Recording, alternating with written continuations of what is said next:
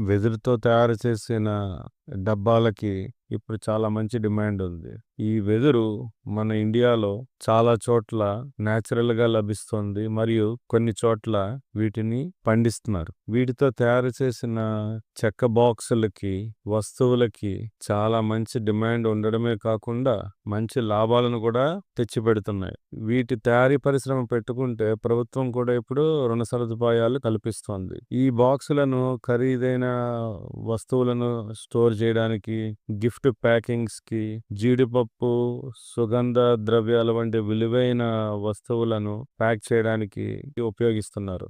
వీటిని మార్కెట్‌లో అమ్మడం ద్వారా మంచి లాభాలని మనం గడించొచ్చు. ఈ పరిశ్రమ ఎలా పెట్టాలి? లోన్ ఎలా తీసుకోవాలి? ఈ బాక్సులు తయారు చేయడానికి ఎలాంటి మిషనరీ కావాలి? ఇలాంటి వివరాలన్నీ మీ బిజినెస్ ఛానల్‌ని సంప్రదించడం ద్వారా తెలుసుకోవచ్చు.